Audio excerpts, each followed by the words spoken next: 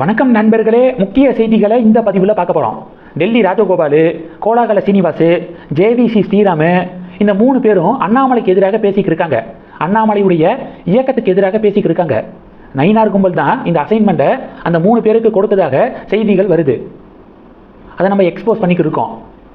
இப்போ விஷயம் என்னன்னா, பிஜேபிக்கு எதிராக அண்ணாமலை செயல்பட்டாரு, மாநில தலைவராக இருந்தபோதே பிஜேபிக்கு எதிராக செயல்பட்டாரு அப்படின்னு ஜேவிசி ஸ்ரீராமு பொய்ய பரப்புறாப்புல. காரணம் என்ன சொல்றாருன்னா, கணுகொழுவை அண்ணாமலை சந்திச்சிருக்காரு. யார் இந்த கணுகொழு?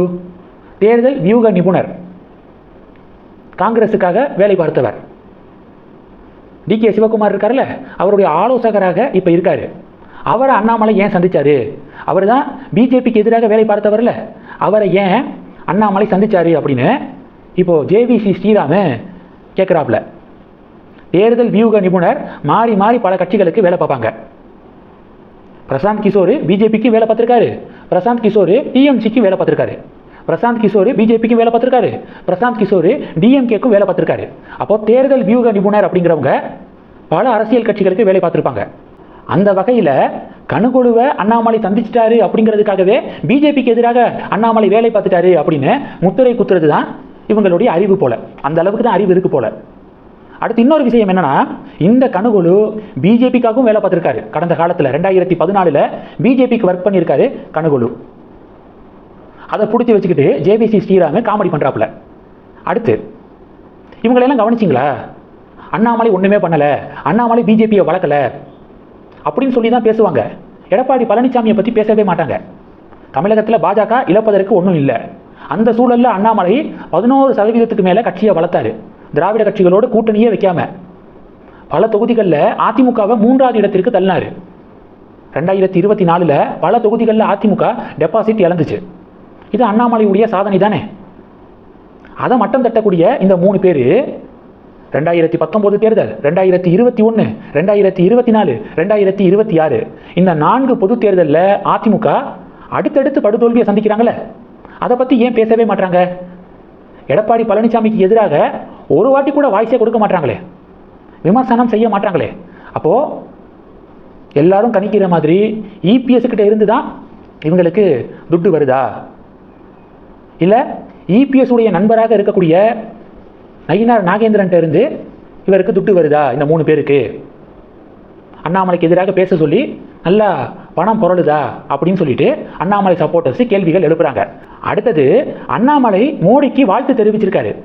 தொடர்ந்து நீண்ட காலம் பிரதமராக இருந்தவர் அப்படிங்கிற சாதனையை மோடி படைச்சிருக்காருல்ல, அதுக்கு விஷ் பண்ணியிருக்காரு அண்ணாமலை.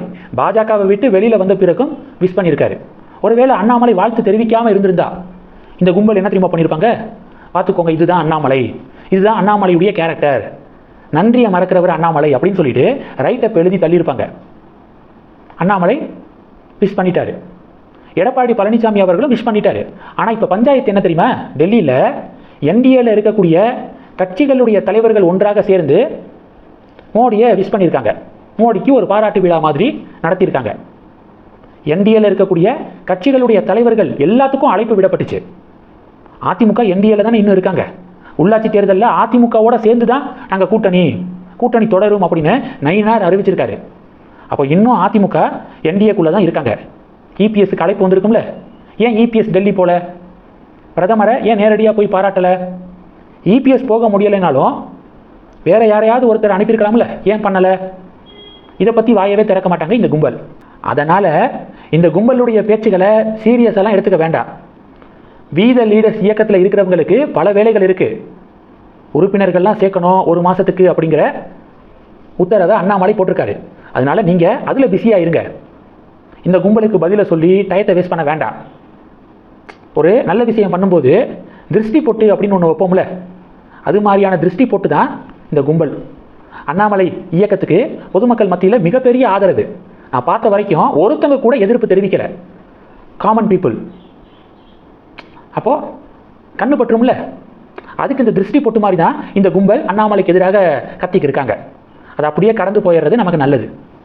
இந்த செய்திகளை பற்றி உங்களுடைய பார்வைகளை மறக்காமல் கமெண்ட் பண்ணுங்கள். தொடர்ந்து கணக்கில் இருங்க. அடுத்தடுத்து நிறையா பதிவுகளை பார்க்க போகிறோம். நன்றி. ஜெய் ஹிந்த்.